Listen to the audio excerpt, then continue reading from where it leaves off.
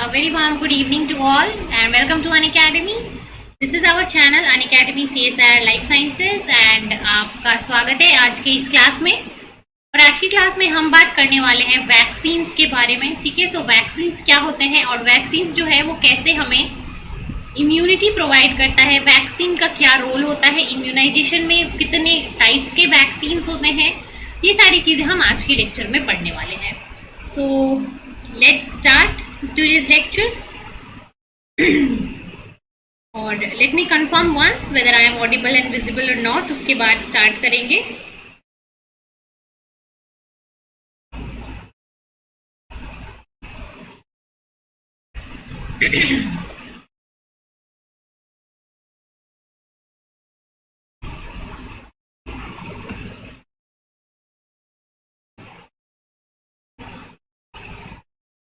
So let me check whether I am audible and visible or not. उसके बाद start करते हैं।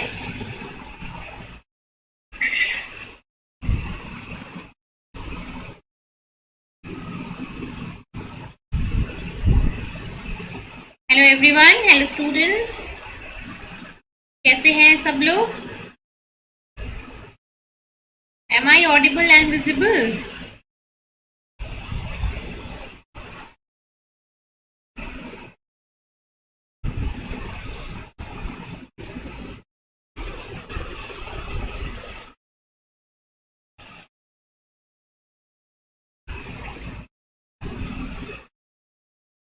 Yes, चलिए सो स्टार्ट करते हैं आज के लेक्चर को फटाफट से। वैक्सीन के टाइप, वैक्सीन कैसे इम्यून करते हैं हमें, इन सब चीजों के बारे में हम आज के लेक्चर में बात करेंगे। और लेक्चर स्टार्ट करने से पहले let me tell you few important things related to Unacademy. तो अनअकैडमी की प्लेटफॉर्म आपको दो तरीके की जो है प्लस कोर्सेज प्रोवाइड कराती है। एक होता है प्लस कोर्स, एक होता है आइकनिक कोर्स। तो जो स्टूडेंट प्लस कोर्स से जुड़ना चाहते हैं उनको प्लस कोर्स में मिलेगा live class, test series, unlimited practice session and well structured course. ये सारी बेनिफिट्स आपको मिलती है अनअकैडमी की प्लस क्लास में। और अगर आप अनअकैडमी आइकनिक के साथ जुड़ना चाहते हो तो अनअकैडमी आइकनिक आपको और बेनिफिट्स प्रोवाइड कराता है। जैसे कि अनअकैडमी आइकनिक आपको देगा एक आपका personal guide, study planner, study material, expert guidance throughout your preparation, your performance analysis by CSIR UGC NET experts. So ये सारी बेनिफिट जो है वो आपको अनअकैडमी का आइकनिक सब्सक्रिप्शन देगा, जो कि प्लस सब्सक्रिप्शन में आपको नहीं मिलता है। प्लस सब्सक्रिप्शन में सिर्फ आपको पढ़ाया जाएगा, आपके कोर्स को कंप्लीट कराया जाएगा। लेकिन अगर आप आइकनिक सब्सक्रिप्शन के लिए इंटरेस्टेड होते हो तो आइकनिक सब्सक्रिप्शन आपको क्लासेस के साथ साथ और भी बहुत सारे बेनिफिट्स देता है, जो कि आपके लिए बहुत ही फायदेमंद होंगे through out your preparation journey.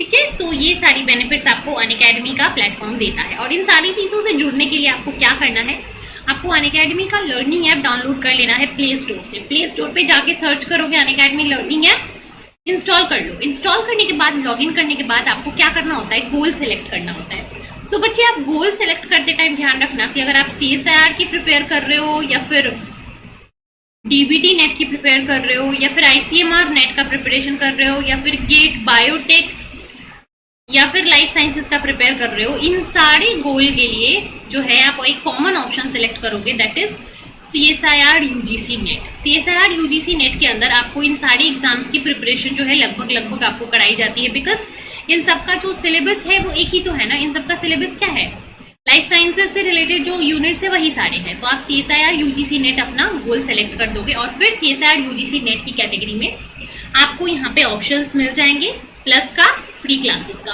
तो अगर आप फ्री क्लासेस देखना चाहते हो तो just click on the free classes और इसके बाद आप अनअकैडमी के ऊपर जो भी फ्री क्लासेस होती हैं, स्पेशल क्लासेस होती हैं, उनको देख पाओगे। अनअकैडमी की जो स्पेशल क्लासेस होती हैं वो क्या होती हैं, वो आपकी पेड क्लासेस होती है, जहां पे आप वो जो फ्री क्लासेस होती हैं जहां पे आप अनअकैडमी के टॉप एजुकेटर्स के फ्री क्लासेस अटेंड कर सकते हो। एंड उसके बाद अगर आपको क्लासेस अच्छी लगती हैं तो फिर आप प्लस सब्सक्रिप्शन के लिए जा सकते हो। और प्लस सब्सक्रिप्शन लेते टाइम ध्यान रखना कि आपके पास 24 मंथ्स, 12 मंथ्स, 6 मंथ्स अलग अलग ऑफर्स होते हैं, अलग अलग प्लान्स होते हैं। यहाँ से आप चूज कर सकते हो कि आप इनमें से कौन सा प्लान लेना चाहते हो, और जो प्लान भी आप लेना चाहते हो आप उसके अहेड जा सकते हो। So just don't forget to use my referral code surbi01। इस कोड को यूज करके आप अनअकैडमी सब्सक्रिप्शन से 10% ऑफ ले सकते हो। तो 10% ऑफ अगर आपको लेना है ओवरऑल प्राइस से तो surbi01 मेरा कोड यूज कीजिए उसके बाद पेमेंट कर दीजिए। पेमेंट करने के बाद आप प्लस सब्सक्रिप्शन के साथ जुड़ जाओगे। इसके बाद जो भी प्लस की क्लासेस होती हैं अनअकैडमी के प्लेटफॉर्म पे, आप उनको कभी भी 24/7 एक्सेस के साथ अटेंड कर सकते हो। मतलब कि लाइव क्लास अगर आप देखना चाहते हो लाइव देखो, अगर लेट से आप लाइव क्लास के लिए अवेलेबल नहीं हो तो फिर आपके लिए रिकॉर्डेड क्लासेस भी रहती हैं। तो यहाँ पे आपको लाइव क्लास और रिकॉर्डेड क्लास दोनों ही अवेलेबल रहता है। आप इसमें से जो देखना चाहते हो, जो क्लास आपके लिए सुटेबल है वो क्लास आप देख सकते हो। ठीक है, लाइव क्लास हो या फिर आपकी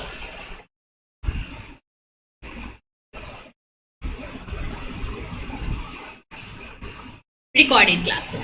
सो दिस इज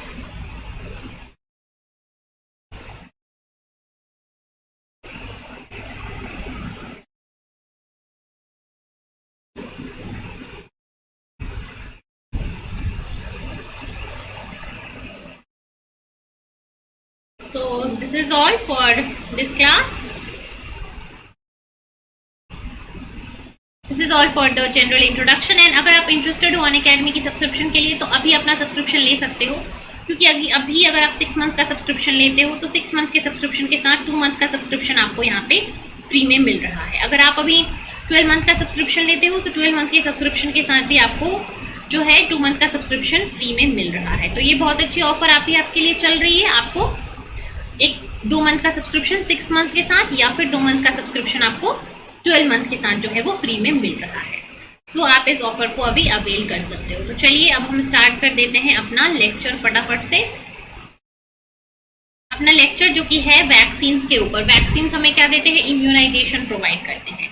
तो इसी के ऊपर होने वाला है हमारा आज का लेक्चर।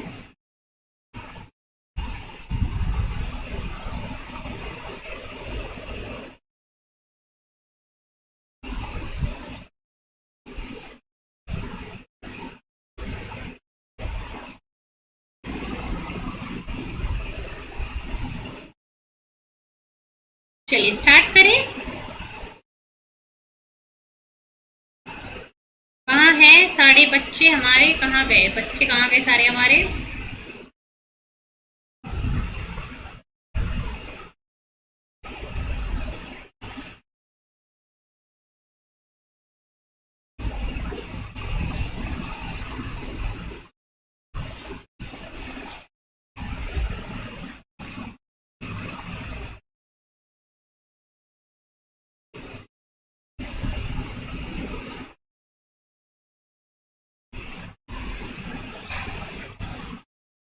One second.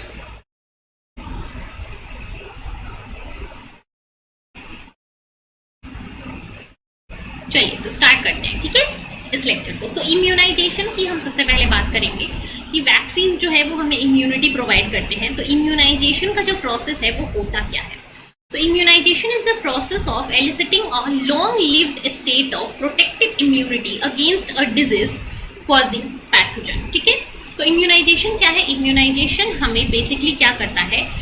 एक long-lived immunity provide करता है against any particular disease causing pathogen. किसी भी particular pathogen के against हमें long-lived immunity जो है वो immunization provide कराता है। It can be by exposure to a live pathogen or to a dead pathogen followed by the recovery or followed by the activation of our immune system. And the immunization, it can be of two types. It can be categorized into two broad categories, passive immunization and active immunization. So let's see first about the passive immunization. In passive immunization, the preformed antibodies are transferred to a recipient. Okay? Passive immunisation में क्या होता है? Pre formed antibody, पहले से बनाए हुए जो antibodies हैं, डायरेक्ट एंटीबॉडीज जो हैं वो क्या किए जाते हैं? किसी इंडिविजुअल को दिया जाता है। ठीक है, so this passive immunisation can occur naturally when maternal IgG crosses the placenta to the developing foetus. तो जहां पे भी आप डायरेक्ट एंटीबॉडी को ऐड कर रहे हो, डायरेक्टली एंटीबॉडी प्रोवाइड कर रहे हो, तो वो कौन सा इम्यूनाइजेशन है? पैसिव इम्यूनाइजेशन है। मतलब कि आप जो है ये सिस्टम को पैसिवली करवा रहे हो। जो आपका खुद का इम्यून सिस्टम है वो कुछ काम नहीं कर रहा है। हमारा इम्यून सिस्टम जो है वो कोई एंटीबॉडी नहीं बना रहा है। हम इम्यूनाइज हो रहे हैं, लेकिन किसकी वजह से? एंटीबॉडी जो हमको बाहर से मिल रहा है। तो इसलिए पैसिव इम्यूनाइजेशन के अंदर हमारे खुद के इम्यून सिस्टम का कोई रोल नहीं होता है। यहाँ पे हम बाहर से एंटीबॉडीज जो है वो डायरेक्टली प्रोवाइड करते हैं। एंड दिस पैसिव इम्यूनाइजेशन ये नेचुरली होता है कब, जब फीटस होता है मदर के वूम में। सो फीटस के लिए आईजीजी एंटीबॉडी मदर से फीटस के पास पहुंचता है प्लेसेंटा को क्रॉस करके। तो ये जो पैसिव इम्यूनाइजेशन है जो कि एंटीबॉडी के डायरेक्ट एडमिनिस्ट्रेशन से होता है, ये हमारे बर्थ के टाइम से पहले से ही हमारे अंदर प्रेजेंट रहता है। तो यहाँ पे क्या हुआ, डायरेक्टली एंटीबॉडीज का एडमिनिस्ट्रेशन होता है। यहाँ पे हमारे खुद के इम्यून सिस्टम का कोई भी रोल नहीं होता है। So passive immunisation can be achieved by injecting a recipient with the antibodies, ठीक है, फ्रॉम अ इम्यून इंडिविजुअल। मान लो कि मैं एक इंडिविजुअल हूं और मेरी इम्यून सिस्टम बहुत ही स्ट्रांग है, मैंने कुछ एंटीबॉडीज बनाए अगेंस्ट अ पर्टिकुलर पैथोजन। इस एंटीबॉडी को लेके अगर हम दूसरे इंडिविजुअल में डाल दें जो कि क्या है, इम्यूनो कॉम्प्रोमाइज्ड है, तो ये जो टाइप ऑफ इम्यूनिटी प्रोवाइड करता है उसको हम बोलते हैं पैसिव इम्यूनाइजेशन, जिसमें हमारे खुद के इम्यून सिस्टम ने कोई काम नहीं किया, उसको बस बना बनाया सिस्टम मिल गया, बना बनाया एंटीबॉडीज मिल गया, जिसको यूज करके उसने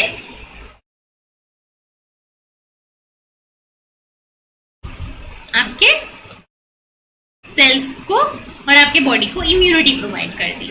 ठीक है,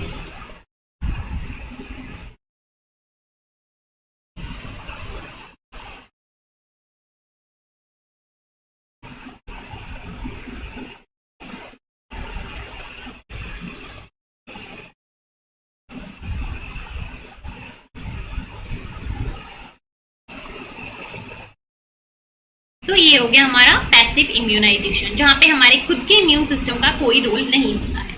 दूसरा हो गया active immunisation. So active immunisation can be achieved by infection with a microorganism. ठीक है, आइदर नेचुरल इन्फेक्शन, मतलब कि कोई माइक्रो ऑर्गेनिज्म, कोई पैथोजन जो है वो आपको नेचुरली, ठीक है, इन्फेक्ट करे, और वो इन्फेक्शन के बाद आपका इम्यून सिस्टम उस पैथोजन के अगेंस्ट फाइट करके टी सेल को एक्टिवेट करे, टी सेल के बाद बी सेल को एक्टिवेट करे और फाइनली एंटीबॉडीज बनाए। तो ये जो इम्यूनाइजेशन आया जहां पे आपके खुद के टी सेल और बी सेल एक्टिवेट होकर एंटीबॉडीज बनाएंगे, ये होता है एक्टिव इम्यूनाइजेशन। मतलब जहां पे आपके इम्यून सिस्टम खुद पार्टिसिपेट करेंगे, वो होता है आपका active immunisation. So it can be achieved either by a natural infection, मतलब आपको नेचुरली कोई ऑर्गेनिज्म इन्फेक्ट करे और फिर आप इम्यून हो, या फिर it can B acquired artificially by the administration of a vaccine, या फिर वैक्सीन देकर आपको इम्यून किया जाए, वैक्सीन देकर आपके इम्यून सिस्टम को एक्टिवेट किया जाए ताकि वो एंटीबॉडीज बना के पहले से ही रख ले। और अभी जो बहुत ही ट्रेंडिंग टॉपिक चल रहा है हमारा, कोविड का वैक्सीन है ना, कोविड का वैक्सीन। सो कोविड का वैक्सीन जो हम दे रहे हैं उसमें क्या कर रहे हैं, उसमें हम बेसिकली जो कोरोना वायरस है, कोरोना वायरस के एंटीजेनिक फ्रैगमेंट्स को हम अपनी बॉडी में इंट्रोड्यूस करवा रहे हैं। और हमारी बॉडी में जब इसका एंटीजेनिक फ्रैगमेंट इंट्रोड्यूस होगा, तो इस एंटीजेनिक फ्रैगमेंट के अगेंस्ट हमारा बॉडी रिएक्ट करेगा, हमारे B cell T cell activate होंगे अगर हम अच्छे से इम्यून इंडिविजुअल हैं तो, और बी सेल टी सेल जो है एंटीबॉडीज बना देगा, एंटीबॉडीज बना के रखेगा। और अब जब ये कोरोना वायरस हमको इन्फेक्ट करेगा तो ये एंटीबॉडीज या तो हमें इन्फेक्ट ही नहीं होने देंगे, लेकिन अगर हम इन्फेक्ट भी हो गए तो एंटीबॉडीज जो है वो उसको जल्दी ही क्या करेगा, न्यूट्रलाइज कर देगा। इसलिए आपने ये सुना होगा कि अगर किसी को मान लो वैक्सीन लग गया है फिर भी उसके अंदर कोविड पॉजिटिव हो जा रहा है वो इंसान, तो कोविड पॉजिटिव तो हो जा रहा है, लेकिन क्या हो रहा है कि वहां पे सीवियरिटी जो है वो कम है। ऐसा क्यों हो रहा है? ऐसा इसलिए हो रहा है क्योंकि उस इंसान के अंदर ऑलरेडी एंटीबॉडीज बन चुके हैं, लेकिन आपका पैथोजन इन्फेक्ट किया, ठीक है,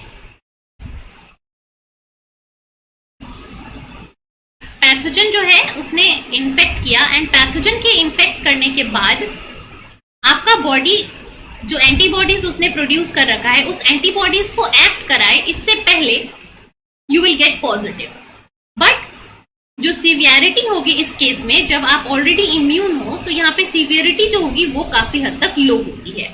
and this is the main significance of vaccination. तो ये हो गया आपका एक्टिव इम्यूनाइजेशन का कॉन्सेप्ट, जहां पे क्या होता है, हम अपने सिस्टम के इम्यून सेल्स को एक्टिवेट करते हैं। हमारा इम्यून सेल्स जो है वो एक्टिवली पार्टिसिपेट करता है, एंड एक्टिवली पार्टिसिपेट करने के बाद उसके टी सेल्स और बी सेल्स एक्टिवेट होते हैं, जिसके बाद एंटीबॉडीज का फॉर्मेशन होता है। तो जब हमारा बॉडी, हमारा इम्यून सेल खुद एंटीबॉडीज बनाएगा तो वो होगा एक्टिव इम्यूनाइजेशन। जब हम एंटीबॉडी कहीं बाहर के सोर्स से लेंगे तो वो होगा passive immunisation. right? So in active immunization, the immune system play an active role where the proliferation of T cell and B cell will happen, and after their proliferation they will differentiate to form active T cell and active B cell, which will make either antibodies or which will make the protective memory cells. So इस तरीके से आपका active immunisation जो है वो long term immunity provide करता है हमको, बट पैसिव इम्यूनाइजेशन जो है वो शॉर्ट टर्म के लिए होता है. So this is about the passive immunization and active immunization. So is it clear everyone?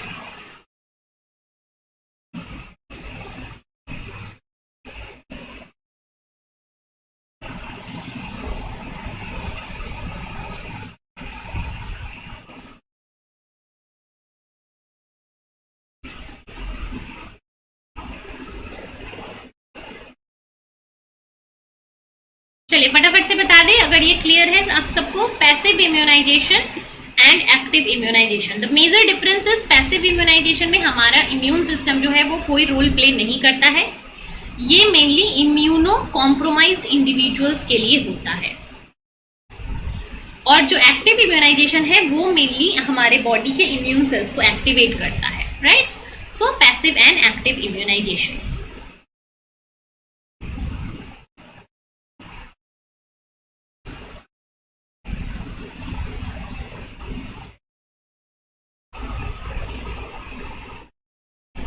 चलो moving to next thing, that is the vaccines.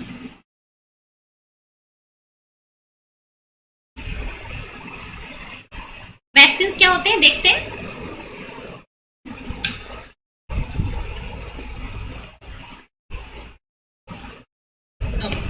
So vaccines are biological preparations produced from the living organism. ठीक है, vaccines क्या होते हैं? They are produced from living organism that will enhance the immunity against any particular disease. ठीक है, and different type of vaccines होते हैं, जैसे कि देखते हैं कौन कौन से होते हैं, इनको अभी डिटेल में देखेंगे.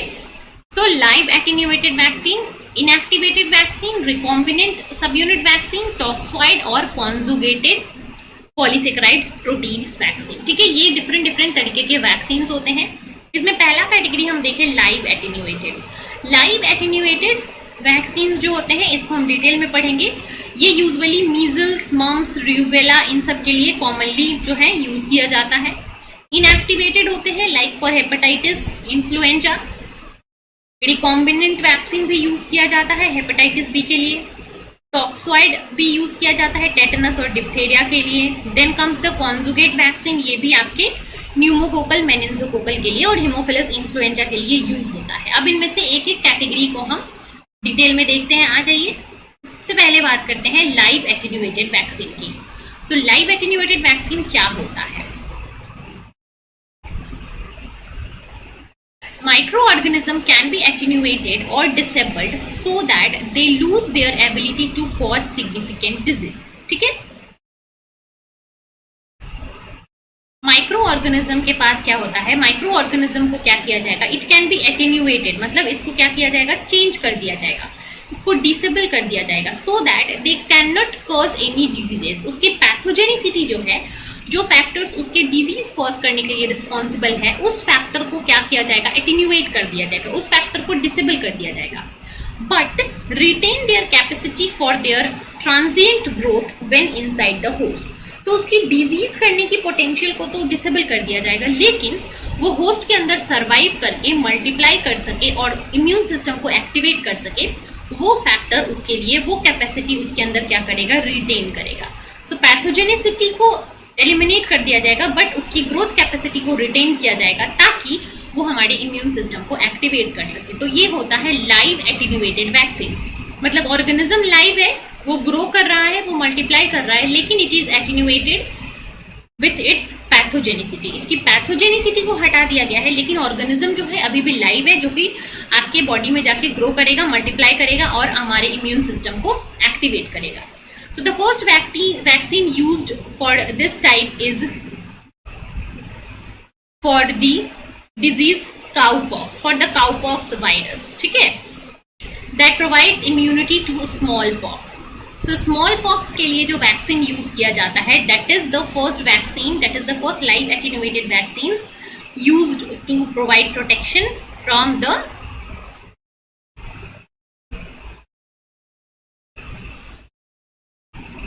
smallpox. Is this clear? Live attenuated vaccine क्या होता है, इनका बेसिक जो स्ट्रक्चर है, इसका बेसिक क्या होता है, ये जानना आपको जरूरी है एक लाइन में डेफिनेशन के फॉर्म में. So let me know if it is clear.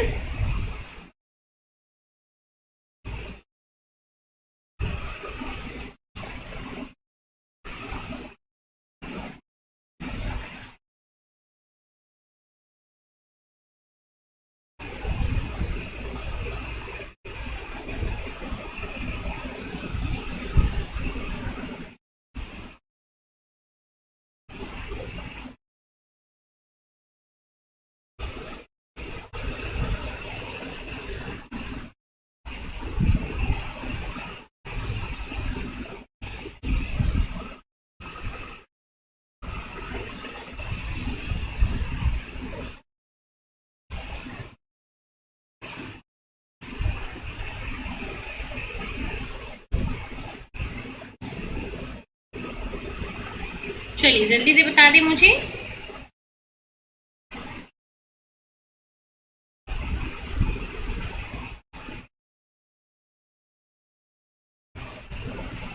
Live attenuated vaccine. अब हम चलते हैं दूसरी कैटेगरी ऑफ वैक्सीन की तरफ, दैट इज द इनएक्टिवेटेड और किल्ड वैक्सीन. तो यहाँ पे क्या होगा, the pathogen is treated with either a chemical और इट इज हीट किल्ड. ठीक है, killing making it incapable of replication. इसमें रेप्लिकेशन नहीं होगा अगर हम किल्ड वैक्सीन दे रहे हैं, but it allowed to induce the immune response because at least some of the antigenic fragments will be there in the intact form even after heat killing. तो organism को आप heat kill करके या फिर chemical treatment करके मार दोगे ताकि वो रेप्लिकेट ना कर पाए, लेकिन किल करने के बाद भी उसमें कुछ एंटीजेनिक फ्रैगमेंट्स रह जाएंगे जो कि हम होस्ट सेल के अंदर इंड्यूस करेंगे, होस्ट सेल के अंदर इंजेक्ट करेंगे, और ये एंटीजेनिक फ्रैगमेंट जो है वो इम्यून रिस्पॉन्स को क्या करेगा, इंड्यूस करवा देगा. So it is very important to maintain the structure of epitope on the surface of the antigen during inactivation. तो इनएक्टिवेशन के टाइम पे जब हम किलिंग करते हैं, सो किलिंग के टाइम पे ये ध्यान देना चाहिए, ये ध्यान रखना चाहिए कि जो किलिंग हो वो जो बैक्टीरियल या फिर कोई भी पैथोजन के एपिटोप्स हो, उनके एपिटोप्स के स्ट्रक्चर को डिस्टर्ब ना करे. तो एपिटोप के स्ट्रक्चर को अगर डिस्टर्ब ना करे, इस चीज के ऊपर अगर हम बात करें, so it is important to maintain the structure of epitope. ठीक है, it is important to maintain the structure of epitope on the surface antigens during the inactivation process. So heat inactivation is often unsatisfactory because it causes extensive denaturation of protein. So जब heat killing की जाती है तो usually जब high temperature पे क्या होता है, तो सारे के सारे जो प्रोटीन एपिटोप्स एंटीजेंस होते हैं वो डीनेचर कर जाते हैं. इसलिए यूजुअली जो है केमिकल ट्रीटमेंट हम देकर आपके पैथोजन को किल करते हैं और उसके बाद उसको इनएक्टिवेटेड फॉर्म में हम वैक्सीनेशन के लिए यूज करते हैं. So chemical inactivation using formaldehyde or other alkylating agents are usually preferred for the inactivation of the pathogenic fragments. Pathogen को इनएक्टिवेट करने के लिए यूजुअली ये इनएक्टिवेटेड और किल्ड वैक्सीन जो है वो यूज किए जाते हैं.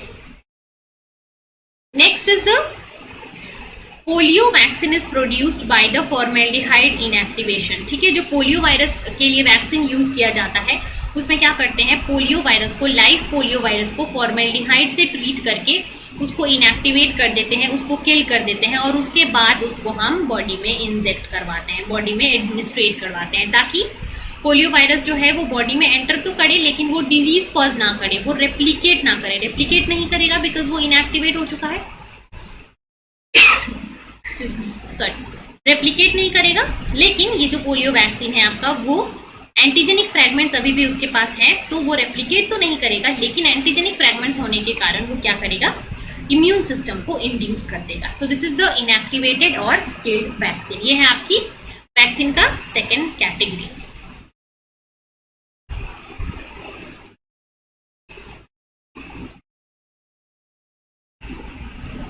ठीक है,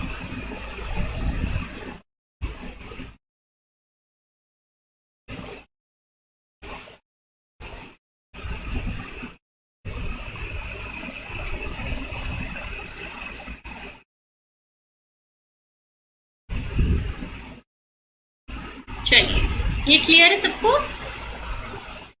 no one is responding? Am I not audible? Am I not visible? क्या प्रॉब्लम है?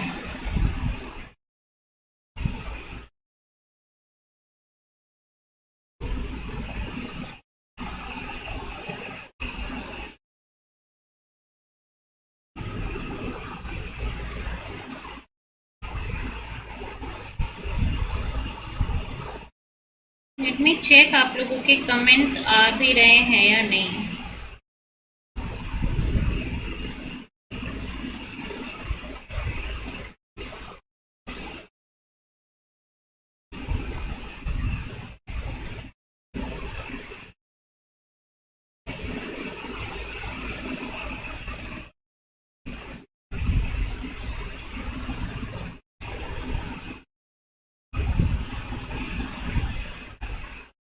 What happen? Am I not audible? क्या मेरी वीडियो लाइव नहीं है क्या? क्या प्रॉब्लम है? एक मिनट रुक जाइए बच्चे, मुझे जरा चेक कर लेने दीजिए क्या प्रॉब्लम हो रही है।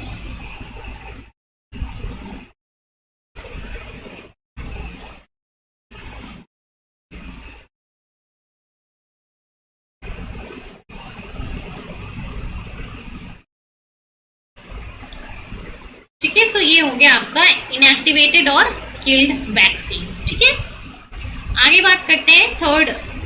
अच्छा, किल्ड के लिए और भी पॉइंट है। सो किल्ड वैक्सीन के लिए हम अगर चीज देखें तो किल्ड वैक्सीन जो है क्या कर रहा है, ये रेप्लिकेट नहीं कर रहा है अंदर जाके, क्योंकि ये सिर्फ और सिर्फ एक पार्टिकल है। ठीक है, सिर्फ और सिर्फ एक फ्रैगमेंट है, पूरा का पूरा ऑर्गेनिज्म नहीं है, तो ये रेप्लिकेट नहीं कर पाएगा। तो ये जाके कुछ देर के लिए आपके इम्यून सिस्टम को स्ट्रांग करेगा, लेकिन इसका इफेक्ट जो है वो काफी हद तक कम रहेगा। ठीक है, काफी हद तक इसका इफेक्ट जो है वो कम रहेगा। So killed vaccines often required repeated booster doses to achieve a protective immune status. ठीक है, अगर हम killed vaccines की बात करें, so killed vaccines because क्या करते हैं, वो आपको आपके बॉडी में जाके रेप्लिकेट नहीं होते हैं, तो इसलिए वो for a very long short time आपके बॉडी को इम्यून प्रोवाइड करते हैं, इम्यूनिटी देते हैं, और उसको लॉन्ग और हाई लेवल पे एक्टिवेट नहीं कर पाते हैं। इसलिए किल्ड वैक्सीन अगर हम देते हैं तो usually it require booster doses. Booster मतलब एक डोज के बाद additional doses it requires to achieve a protective immunity as they do not replicate in the host. इसलिए आपने देखा होगा जो पोलियो वायरस होता है, क्या होता है, ये एटेन्यूएटेड वायरस होता है। तो पोलियो वायरस जो है वो 0 से 5 साल के बच्चे को दिया जाता है मल्टीपल टाइम्स। क्यों? क्योंकि ये एक एटेन्यूएटेड वायरस है, और एटेन्यूएटेड वायरस को अगर हमें फुल इम्यूनिटी चाहिए सो हमें उसका बूस्टर डोज बार बार डोज देना पड़ेगा, ताकि हमारा बी सेल और टी सेल दोनों एक्टिवेट हो पाए। Right, so killed vaccine typically induce predominantly humoral antibody response and are less effective for inducing the cell mediated immunity. तो जो पहली इम्यूनिटी थी हमारी इनएक्टिवेटेड वाली, जो एटेन्यूएटेड वाली, उसमें हम लाइव ऑर्गेनिज्म देते हैं। तो लाइव दे रहे हैं जो कि अंदर जाके रेप्लिकेट कर रहा है, तो ये humoral as well as cell mediated दोनों इम्यूनिटी को क्या करेगा, एक्टिवेट करेगा। लेकिन जब हम हीट किल्ड वैक्सीन देते हैं तो ये बिकॉज रेप्लिकेट नहीं करता है, तो ये सिर्फ और सिर्फ हमारे ह्यूमोरल इम्यूनिटी को एक्टिवेट करेगा, सेल मेडिएटेड को नहीं करेगा। ठीक है, तो अगर हम इफेक्टिवनेस के बेसिस पे बात करें तो एटेन्यूएटेड वाला ज्यादा इफेक्टिव है, but the main factor is safety concern. So because safety concern ज्यादा हमारा मेन इशू है, और safety of inactivated vaccine is very very higher than live attenuated. Because live attenuated के कभी कभी केस में क्या होता है कि लाइव एटेन्यूएटेड के केस में कभी कभी चांसेस होते हैं कि there can be reversal of pathogenicity. Organism अपनी पैथोजेनिसिटी को वापस से रीगेन भी कर सकता है किसी टाइम, और इम्यूनिटी प्रोवाइड करने के अगेंस्ट वो इन्फेक्शन ही कर देगा। सो इस चीज से बचने के लिए यूजुअली जो है हीट इनएक्टिवेटेड या फिर केमिकली इनएक्टिवेटेड वैक्सीन को ज्यादा प्रेफर किया जाता है as compare to the live attenuated vaccine. ठीक है,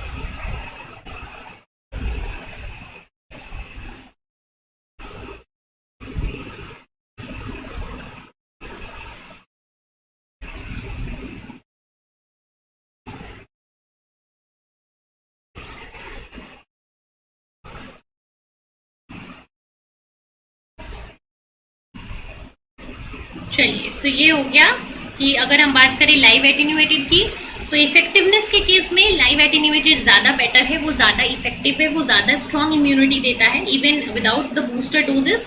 बट अगर हम सेफ्टी की बात करें तो सेफ्टी के बेसिस पे लाइव एटेन्यूएटेड जो है वो लेस सेफ है और इनएक्टिवेटेड वाला जो है वो ज्यादा सेफ है, क्योंकि वो कभी भी हमें डिजीज नहीं दे सकता है। लेकिन जो लाइव एटेन्यूएटेड वाला है वो रिवर्सल हो सकता है, रिवर्सल के कारण वो हमें वापस से इन्फेक्ट कर सकते हैं, ठीक है, डिजीज कर सकते हैं, right.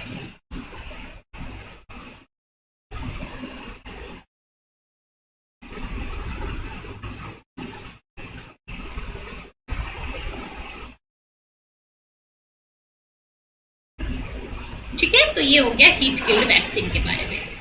Next will see the third type of vaccine, that is सब यूनिट वैक्सीन। सो सब यूनिट वैक्सीन के अंदर क्या होता है, जैसे कि लाइव एटेन्यूएटेड या किल्ड में हम पूरे ऑर्गेनिज्म को यूज करते हैं, but in this case of सब unit vaccine it contain only specific purified macromolecules derived from the pathogen. सो सब यूनिट वैक्सीन के अंदर क्या होता है, कुछ स्मॉल पार्ट बस यूज करते हैं, स्मॉल पार्ट ऑफ पैथोजन हम यूज करते हैं एज अ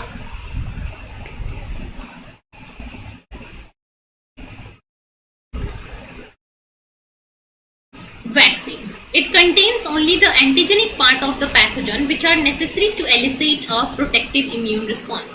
Usually जो most antigenic fragment होता है आपके किसी भी पैथोजन का, उस antigenic fragment को हम as a vaccine यूज करते हैं। The three most common available subunit vaccines are, it can be the inactivated exotoxin or toxoid, it can be a capsular polysaccharide और it can be a recombinant protein vaccine. सो सब unit जो है अलग अलग तरीके के होते हैं, जैसे कि किसी ऑर्गेनिज्म का कोई टॉक्सिन प्रोडक्ट है उसको इनएक्टिवेट करके हम यूज कर सकते हैं जो कि एंटीजेनिक होगा, जिसको हम इनएक्टिवेटेड एक्सोटॉक्सिन या फिर टॉक्सोइड कहते हैं। दूसरे केस में हम बहुत सारे पैथोजन के सरफेस के ऊपर कैप्सूल लेयर होता है, सो कैप्सुलर पॉलीसेकेराइड को हम यूज कर सकते हैं, सरफेस ग्लाइकोप्रोटीन को यूज कर सकते हैं as a antigenic fragment. Then बहुत सारी केस में हम रिकॉम्बिनेंट प्रोटीन्स बना सकते हैं, एंड दीज रिकॉम्बिनेंट प्रोटीन्स जो होते हैं वो स्पेसिफिक एंटीजेनिक फ्रैगमेंट्स होते हैं आपके अलग अलग पैथोजन के, और उसको भी एज अ वैक्सीन हम यूज कर सकते हैं। सो इनएक्टिवेटेड एक्सोटॉक्सिन, कैप्सुलर पॉलीसेकेराइड और ग्लाइकोप्रोटीन और रिकॉम्बिनेंट प्रोटीन एज एंटीजन, इन तीनों को हम एज अ सब यूनिट वैक्सीन यूज करते हैं, और ये तीनों ही हमें समवॉट इम्यूनिटी प्रोवाइड करती है। सबसे पहले बात करें टॉक्सोइड की। सो टॉक्सोइड वैक्सीन क्या होते हैं, सम बैक्टीरिया, कुछ बैक्टीरिया यूजुअली जो ग्राम नेगेटिव बैक्टीरिया होते हैं, they produce diseases in the body, वो बॉडी में डिजीज करते हैं। कैसे, वो बॉडी के अंदर जाके कुछ एक्सोटॉक्सिन्स रिलीज करते हैं, ठीक है, एक्सोटॉक्सिन्स रिलीज करते हैं, these exotoxins will harm the host organism.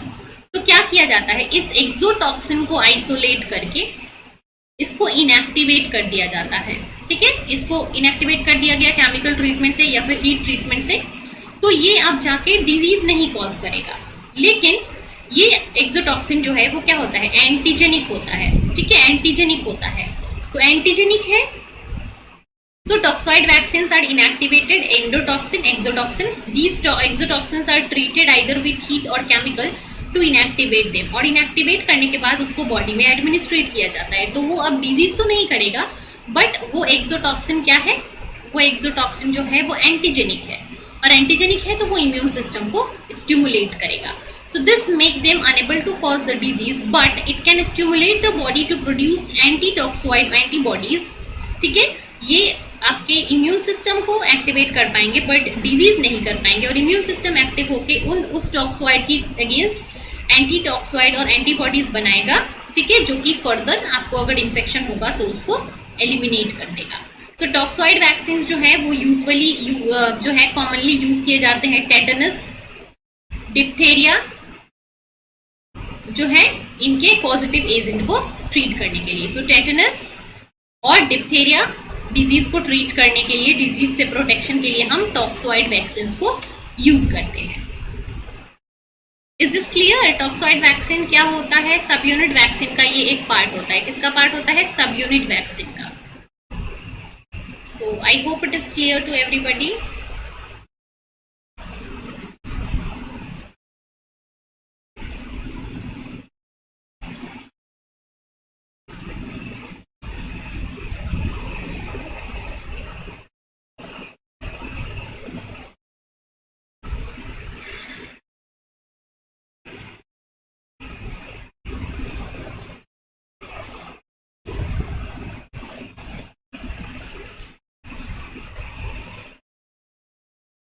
Yes, toxoid vaccine.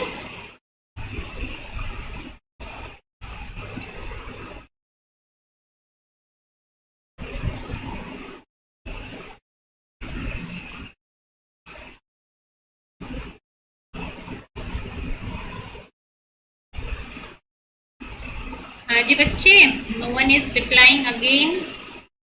चलिए, क्लियर है टॉक्सॉइड वैक्सीन सबको? तो बढ़ते हैं आगे, हम नेक्स्ट देखते हैं क्या है। नेक्स्ट वैक्सीन में क्या है? नेक्स्ट है आपका capsular polysaccharide which is also a part of your sub unit vaccine. So the virulence of some pathogenic bacteria depend primarily on the different antiphagocytic properties of their capsular polysaccharide. तो किसी किसी bacteria pathogen के ऊपर क्या होता है, एक outer capsule layer होता है जो कि उसको पैथोजेनिक प्रॉपर्टी प्रोवाइड करता है, जो कि उसको क्या करता है, फैगोसाइट से प्रोटेक्शन प्रोवाइड करता है, ठीक है, फैगोसाइटोसिस से, और वो होता है पॉलीसेकेराइड कैप्सूल।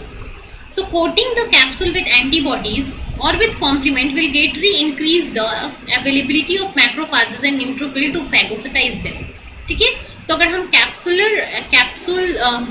पॉलीसेकेराइड कैप्सूल को यूज करें एज एंटीजेनिक फ्रेगमेंट और इसके अगेंस्ट अगर एंटीबॉडीज बनता है, तो वो जाके बैक्टीरिया के सरफेस के ऊपर बाइंड कर जाएगा एंटीबॉडीज कैप्सुलर पॉलीसेकेराइड से, और जब एंटीबॉडीज यहाँ जाके बाइंड करेगा, सो इस एंटीबॉडी बाइंड बैक्टीरियल सेल को आपका न्यूट्रोफिल मैक्रोफाजेस रिकॉग्नाइज करेगा और इसको इनगल्फ करके एलिमिनेट कर देगा। So by using these capsular polysaccharide as antigenic fragment और उसके अगेंस्ट एंटीबॉडीज बनवा के हम उन सारे ऑर्गेनिज्म को एलिमिनेट करवा सकते हैं। So the current vaccine for Streptococcus pneumoniae, जो कि निमोनिया डिजीज कॉज करता है, consist of a 13 antigenetically distinct capsular polysaccharide, ठीक है। So this vaccine induces the formation of antibodies and these antibodies will coat the surface of capsular polysaccharide of pneumonia streptococcus pneumoniae और फिर उसका destruction करवा देगा, उसका रिकॉग्निशन करवाएगा और फिर वो जो पैथोजन है वो एलिमिनेट हो जाएगा, ठीक है। सो स्ट्रेप्टोकोकस निमोनी के लिए जो है वो वैक्सीन जो कमर्शियली यूज किया जाता है, that is a capsular polysaccharide vaccine. The vaccine for Nigeria meningitis, जो कि मेनिंजाइटिस डिजीज कॉज करता है, bacterial meningitis, also consist of a purified capsular polysaccharide. So capsular polysaccharide जो है वो स्ट्रेप्टोकोकस निमोनी और नाइजेरिया मेनिंजाइटिस के लिए हम यूज करते हैं एज अ वैक्सीन एजेंट, ठीक है, जो कि किसका टाइप है, एक कैप्सुलर वैक्सीन का टाइप है।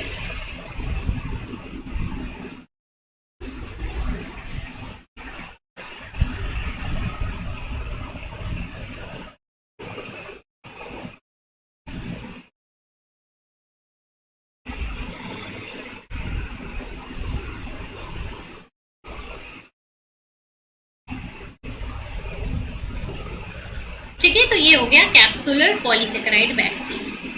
थर्ड कैटेगरी हो गई आपकी कौन सी, रिकॉम्बिनेंट वेक्टर वैक्सीन।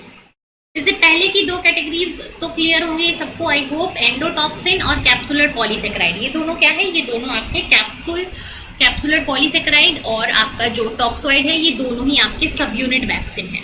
और सब यूनिट वैक्सीन का थर्ड टाइप है वो है रिकॉम्बिनेंट वेक्टर वैक्सीन।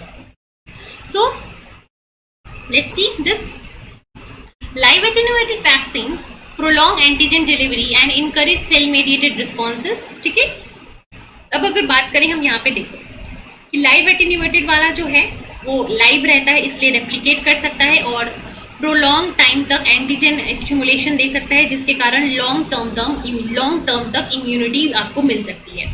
लेकिन यहाँ पे प्रॉब्लम क्या है, that the reversion of pathogen, ठीक है, पैथोजन जो है हो सकता है कभी कभी रिवर्ट बैक करके आपको डिजीज ही कर दे। So this can be a not very useful thing to use as a vaccine.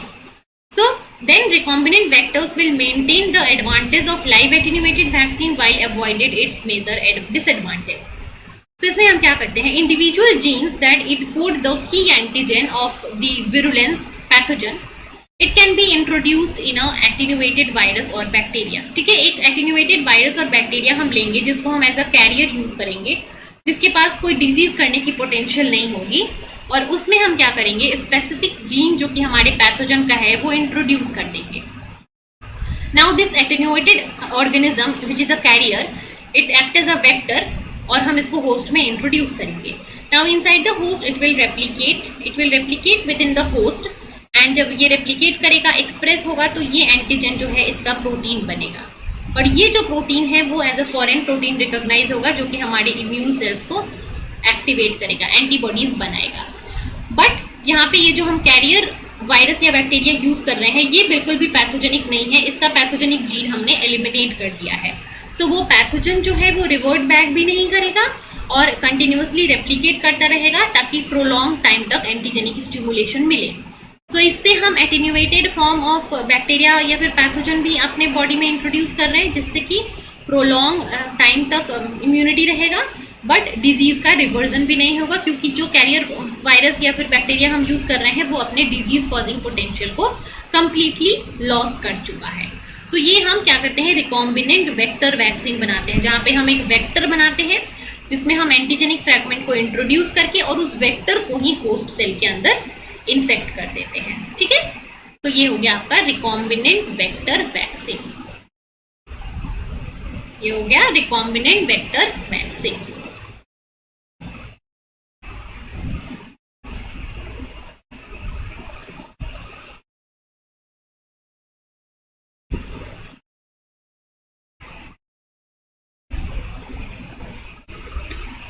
चलिए, so recombinant vector vaccine has been prepared utilizing the licensed live attenuated vaccine and adding them to gene encoding antigens। ठीक है, so live attenuated के gene को हम क्या करते हैं, transfer करते हैं into a carrier molecule such as the chimeric viruses, so they will be like more frequent in their replication, they will be more fast, replicate करेंगे और ज्यादा से ज्यादा स्प्रेड करेंगे और आपके बॉडी को इम्यून करेंगे। Example, yellow fever vaccine that has been engineered to express a antigen WNV।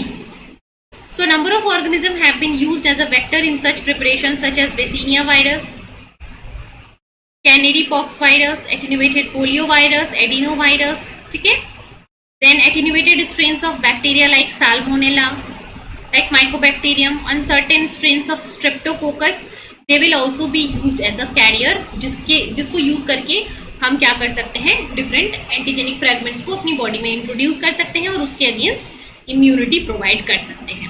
So this is about the recombinant vector vaccine, जहां पे आप क्या करते हो, एक रिकॉम्बिनेंट वेक्टर मॉलिक्यूल यूज करते हो। मान लो ये रिकॉम्बिनेंट वेक्टर है, इसमें हम अपने जो भी हमारा ऑर्गेनिज्म है जिसके अगेंस्ट हमको इम्यूनिटी चाहिए, उसका जीन इंट्रोड्यूस करके फिर इस वेक्टर को हम बॉडी में इन्फेक्ट कर देते हैं। तो ये बॉडी में जाएगा, मल्टीप्लाई करेगा, रेप्लिकेट करेगा, बट डिजीज नहीं करेगा, और एक्सप्रेस करके इस प्रोटीन के अगेंस्ट एंटीबॉडीज बनवाएगा। तो ये हो गया हमारा recombinant vector vaccine.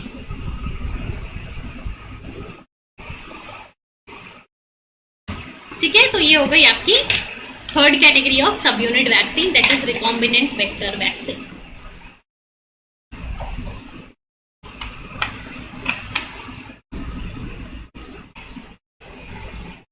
Sorry, it is not a part of सब यूनिट वैक्सीन। सब यूनिट वैक्सीन के आपके दो टाइप थे, एक हो गया टॉक्सॉइड, एक हो गया कैप्सुलर पॉलीसेकेराइड। सो एक ये कैटेगरी है जहां पे हम रिकॉम्बिनेंट वेक्टर वैक्सीन यूज करते हैं, सिमिलर टू लाइव एटेन्यूएटेड।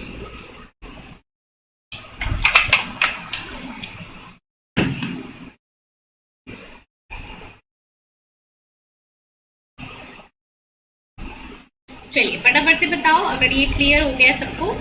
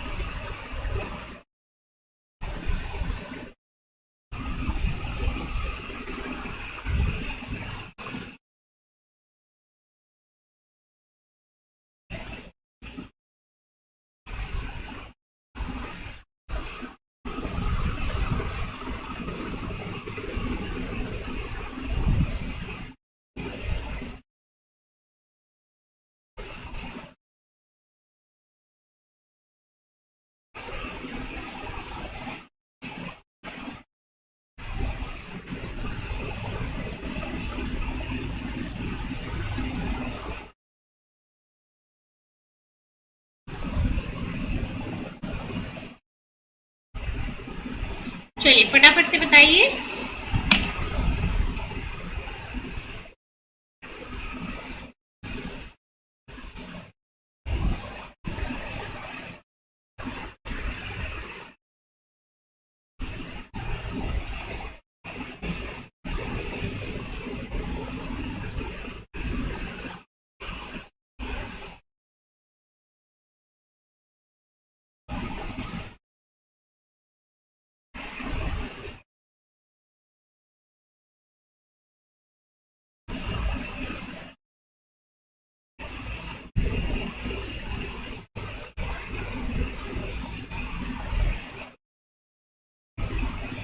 ठीक है, चलिए आगे बढ़ेंगे अब।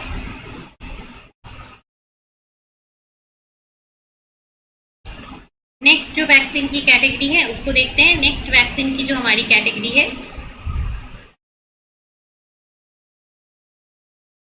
Yes, recombinant vector vaccine is not so clear. Recombinant vector vaccine clear नहीं है। देखो रिकॉम्बिनेंट वेक्टर वैक्सीन में क्या करते हैं, जैसे कि डिफरेंस क्या है यहाँ पे समझो। लाइव एटेन्यूएटेड वैक्सीन में क्या करता है, ये मान लो आपका ऑर्गेनिज्म है, कोई बैक्टीरिया है, डायरेक्टली इस बैक्टीरिया को हम क्या करते हैं, एटेन्यूएट कर देते हैं। मतलब इसके कुछ जो पैथोजेनिक जीन है उसको एलिमिनेट करके इसको हम जो है बैक्टीरिया में दे देते हैं, ये लाइव ही रहता है। तो कभी कभी ये जो पैथोजेनिक जीन है जिसको हमने इनएक्टिव किया है, ये एक्टिव हो जाता है और एक्टिव करके डिजीज कॉज करने लगता है। इसलिए लाइव एटेन्यूएटेड वायरस के डिसएडवांटेजेस होते हैं। अब दूसरी केस में हम क्या करते हैं, रिकॉम्बिनेंट वेक्टर वैक्सीन में हम क्या करते हैं कि एक हम कैरियर वेक्टर यूज करते हैं। ठीक है, ये वेक्टर जो है वो डिफरेंट टाइप ऑफ वायरसेस को हम यूज कर सकते हैं। ठीक है, बट उस वायरस को हम क्या करेंगे, पूरी तरीके से डिसआर्म्ड कर देते हैं, पूरी तरीके से डिसआर्म कर देते हैं। मतलब उसके जीन को हम रिमूव कर देते हैं। ठीक है, इनएक्टिव नहीं करते हैं, उसके जीन को हम रिमूव ही कर देते हैं। मान लो यहाँ पे एक जीन है, इसका जीन, इसको हमने क्या किया, रिमूव कर दिया। और इस जीन को रिमूव करने के बाद यहाँ पे जो प्लेस आया, इसको हम किसी, मान लो हमें कोई एक जैसे डिजीज हो गया डिप्थेरिया मान लो, तो डिप्थेरिया से हमें प्रोटेक्शन चाहिए, तो हमें जो डिप्थेरिया वायरस, डिप्थेरिया बैक्टीरिया है, उसका एक स्पेसिफिक एंटीजेनिक जीन लेके हम इस कैरियर वायरस में इंजेक्ट कर देंगे। तो ये हमारा वायरस जो है वो डिसआर्म्ड है, जिसमें खुद के एंटीजेनिक जीन जो है, खुद के जो पैथोजेनिक जीन है उनको हटा दिए गए हैं और उसको रिप्लेस कर दिया गया है डिप्थेरिया बैक्टीरिया के जीन से।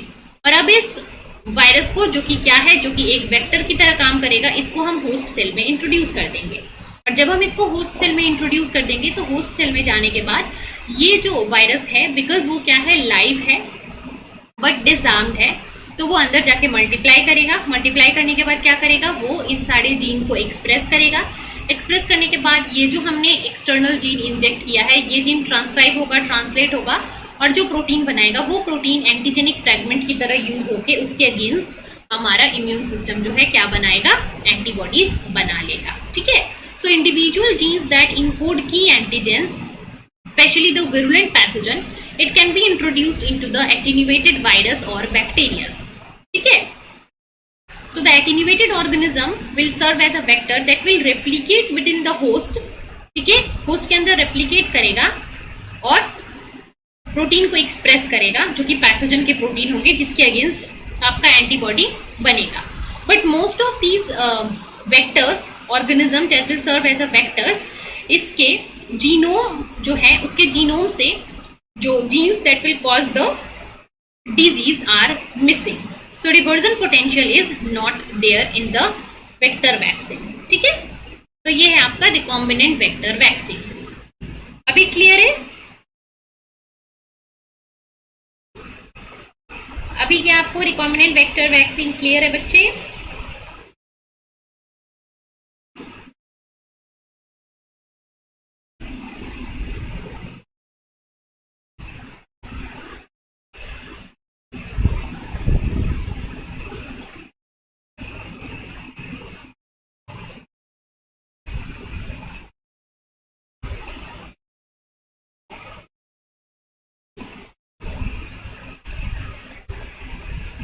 क्या बताएंगे आप मुझे कमेंट में, अगर अभी क्लियर है तो?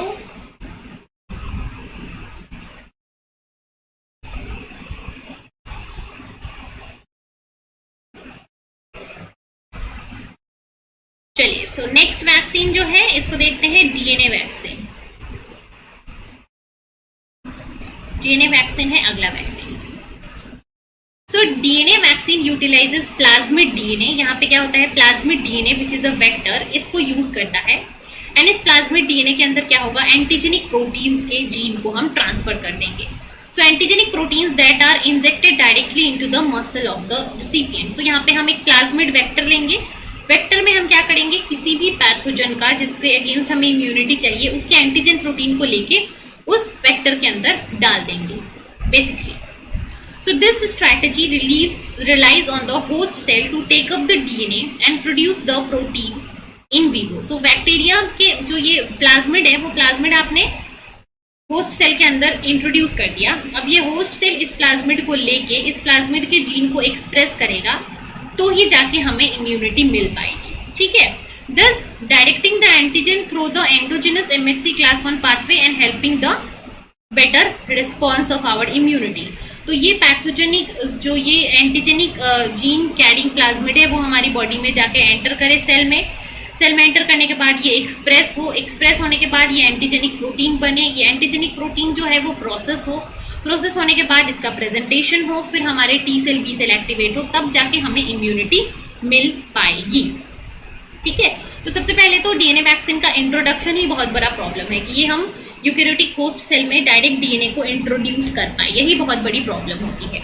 तो the DNA appears either to integrate into the chromosomal DNA और it will be maintained in the individual form for long period in the episomal form, ठीक है। सो हम डायरेक्टली क्या करेंगे, इस डीएनए वैक्सीन को इंट्रोड्यूस अगर किया जाता है तो इंट्रोड्यूस किया जाता है डायरेक्टली मसल्स के अंदर। मसल्स में जाके आइदर ये जो वैक्सीन है वो जीनोम में इंटीग्रेट कर जाएंगे आपके सेल के, या फिर एपिसोम के फॉर्म में एग्जिस्ट करेंगे। So several tests on animal model have shown that DNA vaccines are able to induce the protective immunity against a number of pathogens like if influenza virus and rabies virus, ठीक है। सो कुछ animal test हो चुके हैं DNA vaccine को लेके, जहाँ पे वो कुछ वायरसेस के against like influenza rabies virus के अगेंस्ट प्रोटेक्शन प्रोवाइड करते हैं, बट अगेन इसका कोई कमर्शियल यूज या फिर ह्यूमन वैक्सीन जो है अभी तक डीएनए वैक्सीन के बेस्ड पे नहीं बने हैं। The addition of follow booster shot with protein antigen can further enhance the immune response from the DNA vaccine, ठीक है। तो बूस्टर डोजेज से हम कर सकते हैं, लेकिन वही बात है कि अभी तक इसके लिए कोई भी वैक्सीन नहीं बना है, बट इसके एडवांटेजेस बहुत हो सकते हैं। एडवांटेजेस ऑफ डीएनए वैक्सीन क्या हो सकता है, since the encoded protein is exposed in the host in its natural form there is no denaturation. आप यहाँ पे क्या कर रहे हो, आप डायरेक्ट प्लाज्मिड इंसर्ट कर रहे हो और ये प्लाज्मिड एक्सप्रेस होके प्रोटीन डायरेक्ट आपके सेल के अंदर बनाएगा। सो प्रोटीन का डीनेचुरेशन या मॉडिफिकेशन यहाँ पे नहीं होगा। सो एग्जैक्ट एंटीजन जो है वो एक्सपोज्ड होगा। The immune response is directed to the antigen exactly it is expressed by a pathogen, ठीक है। तो यहाँ पे डायरेक्टली एंटीजेनिक फ्रैगमेंट को प्रोसेस किया जाएगा मैक्रोफाजेस के थ्रू, फिर रिप्रेजेंटेशन होगा on the antigen presenting cell, जिसके कारण both humoral and cell mediated immunity activate हो जाएगा। No refrigeration of plasmid DNA is required, ठीक है। तो लॉन्ग टर्म स्टोरेज जो है आप आराम से कर सकते हो इन डीएनए वैक्सीन का। सो the same plasmid vector can be customized to insert DNA encoding from a variety of protein। मतलब एक ही वेक्टर में आप बार बार क्या कर सकते हो, अलग अलग जीन ऑफ इंसर्ट देकर उसको अलग अलग ऑर्गेनिज्म के लिए मॉडिफाई कर सकते हो।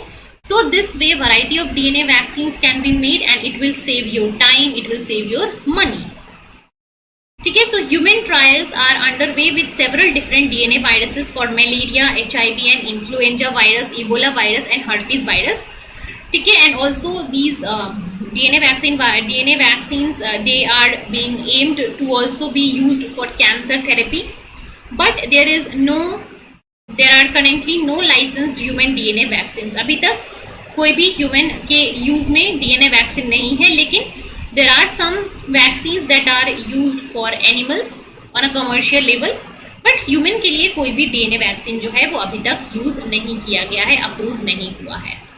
सो आई होप वैक्सीन जो है, वैक्सीन का लेक्चर आज का आपको क्लियर हुआ होगा। अगर क्लियर हुआ लेक्चर सबको, मुझे बताओ एक बार कमेंट में। सो बेसिकली आज के लेक्चर में हमने वैक्सीन के बारे में देखी सारी चीजें, कितने तरीके की वैक्सीन होती हैं। ठीक है, वैक्सीन सबसे पहले क्या होता है। वैक्सीन आपको जो है, सबसे पहले हमने देखा इम्यूनाइजेशन क्या होता है। इम्यूनाइजेशन में पैसिव होता है और इम्यूनाइजेशन में एक्टिव होता है ना। पैसिव इम्यूनाइजेशन होता है और एक्टिव इम्यूनाइजेशन होता है। ठीक है, पैसिव और एक्टिव इम्यूनाइजेशन होने के साथ साथ पैसिव में डायरेक्टली एंटीबॉडी इंट्रोड्यूस करते हैं और एक्टिव में हम जो है वो पैथोजन का फ्रैगमेंट एंटीजन इंट्रोड्यूस कराते हैं। उसके बाद हमने डिफरेंट टाइप्स देखे।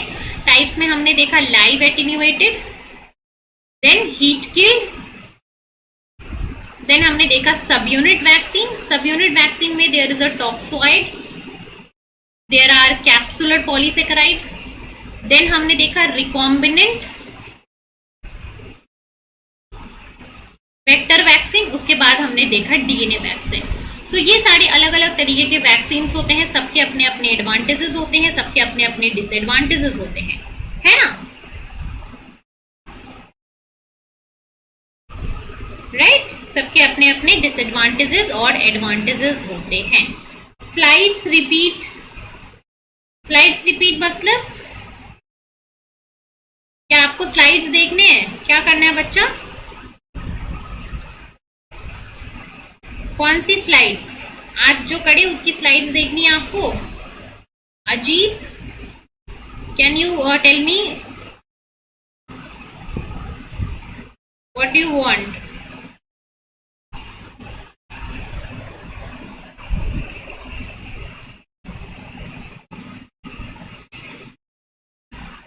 यस। तो अगर ये लेक्चर अच्छा लगा और वैक्सीन का लेक्चर आपको समझ में आया तो वीडियो को फटाफट से लाइक कर देना। विदाउट जो है लाइक किए हुए जाना नहीं है। जो बच्चा भी क्लास देख रहा है तो वीडियो को लाइक कर दो फटाफट से और चैनल को शेयर कर दो, वीडियो को भी शेयर कर दो। और अगर आप मेरी क्लास अटेंड करना चाहते हो अनअकैडमी के ऊपर, तो अनअकैडमी के ऊपर आप CSIR UGC नेट की कैटेगरी में मेरी क्लास को फॉलो कर सकते हो। मैं CSIR UGC की कैटेगरी में आपके लिए लेती हूँ लाइव क्लासेस। सो आपको चाहिए स्लाइड्स चाहिए किसको? चलो देख लो स्लाइड्स। जिसको भी स्लाइड्स चाहिए मैं आपको स्लाइड्स दिखा देती हूँ। चलो, तो ये था हमारा फर्स्ट स्लाइड। ठीक है, ये था फर्स्ट स्लाइड, देख लो। अगर आपको इमेज लेना है, स्क्रीनशॉट लेना है, जो भी लेना है, यू कैन टेक।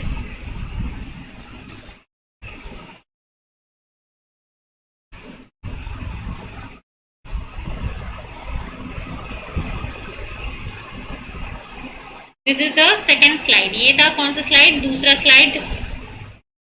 ये था दूसरा स्लाइड आज के लिए।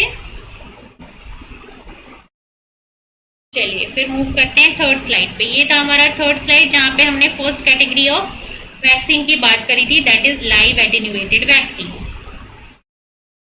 देन द फोर्थ स्लाइड जहां पे हमने सेकेंड कैटेगरी की बात की थी, दैट इज द इनएक्टिवेटेड और heat killed vaccine.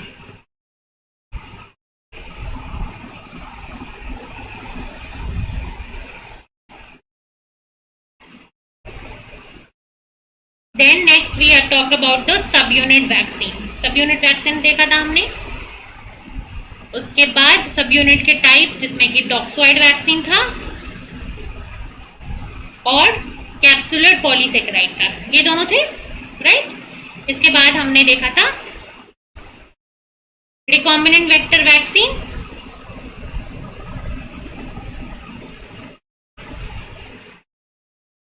Then at last हमने देखा था डीएनए वैक्सीन। तो ये हो गए हमारे 5 तरीके के वैक्सीन जो कि हमने आज की लेक्चर में देखा। ठीक है, चलिए। So any doubt in today's lecture? और किसी का कुछ प्रॉब्लम है और किसी का कुछ सवाल है तो फटाफट से बोल दो and then will end the lecture.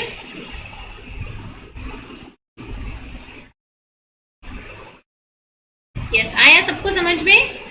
अगर आज का लेक्चर समझ में आया, आज का लेक्चर अच्छा लगा तो मुझे कमेंट में जरूर बताना। ठीक है, कमेंट में मुझे जरूर बताना कि आपको आज का जो लेक्चर है वो जो है आपको क्लियर हुआ, आपको समझ में आया वैक्सीन, वो चीज मुझे कमेंट में जरूर बताना। जो बच्चे भी रिकॉर्डिंग क्लास देख रहे हो उनके लिए मैं बोल रही हूँ, जब भी क्लास देखो लाइक जरूर कर देना। एक लाइक कर देने से आपका कुछ जाता नहीं है, बट लाइक कर देना वीडियो को, ठीक है, वीडियो को लाइक करते हुए जाना। एंड आप मेरी क्लास CSIR UGC नेट की कैटेगरी के में अनअकैडमी के ऊपर फॉलो कर सकते हो। मैं अनअकैडमी के ऊपर स्पेशल क्लासेस लेती हूँ, तो वहाँ पे आप मेरी स्पेशल क्लास फॉलो कर सकते हो। और that's all for this session. Will meet tomorrow morning 8:30 AM। 8:30 AM पे मिलेंगे कल सुबह for our question practice session related to biotechnics. So thank you so much everyone.